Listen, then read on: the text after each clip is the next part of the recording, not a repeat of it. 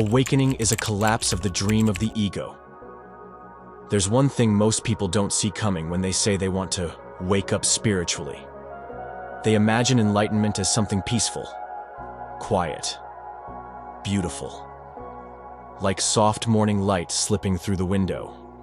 But, more often than not, awakening feels brutal, like a storm tearing through every identity you've ever held. Without mercy, you start feeling like a stranger in a world you once called home. The hard work you used to be proud of suddenly feels hollow. The people around you begin to feel fake. And you start to look like a mask you've been wearing for years, just to be accepted.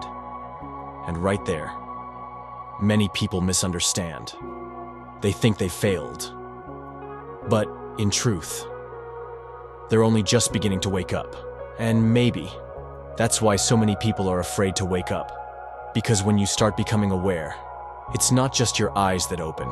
It's the illusions you once believed were real that begin to fall apart one by one. The world you built with your ego slowly begins to crumble. And that's not a curse. It's part of the journey. Eckhart Tolle once said, "Some changes look negative on the surface, but you will soon realize that space is being created in your life for something new to emerge." So, when your old world starts to crack, don't panic too quickly. It just means a new space is opening up, but it needs to be cleared of everything false first. And this video, I didn't make it to give you another theory. I made it to sit with you as you move through that moment when you begin to wake up and your old world starts to fall. Eckhart Tolle might not be as famous as spiritual icons like the Dalai Lama or Rumi, but don't let that fool you. He's one of the calmest and clearest voices in this noisy modern world. I like to think of him not just as a writer, but more like a mirror, because his words aren't meant to make you smarter. They're meant to make you still and aware. He once went through a deep depression, until one night, he felt like his life had completely lost its meaning. And in the middle of that despair, there was a moment of silence, a stillness that changed everything. "I couldn't live with myself any longer," he said. And that's when he realized, if he couldn't live with himself, then there must be two selves within him. One that was real and one that was false, built from pain, ego, and fear. That's where a new awareness was born, a state of deep presence, being fully here. Since then, he's been guiding others toward that same state, inviting people to show up fully, without escaping to the past, or drowning in fear about the future. Now, the core of Eckhart Tolle's teaching is actually very simple. But maybe it's too simple. So simple that people often go, "Wait, that's it?" But really, if you listen closely, it hits different. He teaches one thing: stop living in your head. Stop letting those noisy thoughts run your life. Because your thoughts are not you. Thoughts are just tools. But we've treated them like our master. According to Tolle, modern suffering comes down to one thing. We're always stuck in the past, or worried about the future. Regret over what's gone. Anxiety over what hasn't even happened. Time isn't precious at all, because it is an illusion, he says. What you perceive as precious is not time, but the one point that is out of time, the now. For Tolle, the only place where life is truly real is here, this moment, this breath, this silence. And when we start to become aware of this moment, truly aware, that's when a kind of peace appears. A peace that words can't really explain.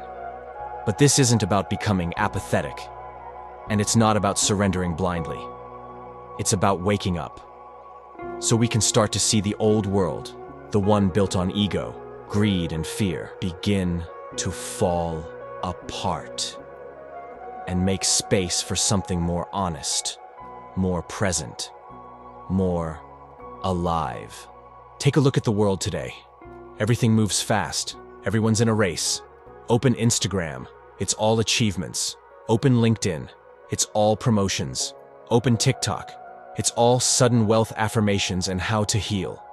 But strangely, the more people seem successful, the more people are depressed. Why? Because we're never really present. We chase the ideal version of ourselves while abandoning the real one. The one that's tired, confused, just in need of a hug. We've become slaves to the clock. Work hours, project deadlines, content schedules, upload times. Tolle calls this a form of suffering we've inherited. Losing the now because we're too busy chasing later. And this old world, a world built on collective anxiety, is starting to crack. Just look around. More people are quitting their office jobs. More people are searching for meaning, not just money. More people are choosing the quiet path over the crowded one. They're beginning to realize that maybe the old version of success was actually pulling us further away from life itself. So maybe spiritual awakening isn't about becoming holy. It's not about leaving the world behind. It's about seeing the world with new eyes. Eyes that are aware. Eyes that are present. Eyes that no longer fall for the noise and illusions. To wake up spiritually is to stop living on autopilot. To stop going with the flow just because everyone else is doing it. You begin to choose. You begin to feel. You begin to value silence. And you're no longer afraid if one day your old world collapses. Because sometimes what needs to fall apart first isn't the world out there, but the world we've built in our heads.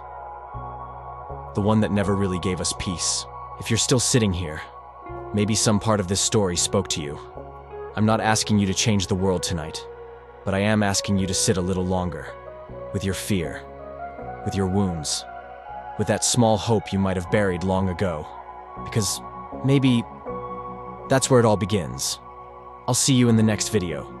Just stay here for a while. We'll talk slowly, like we did tonight.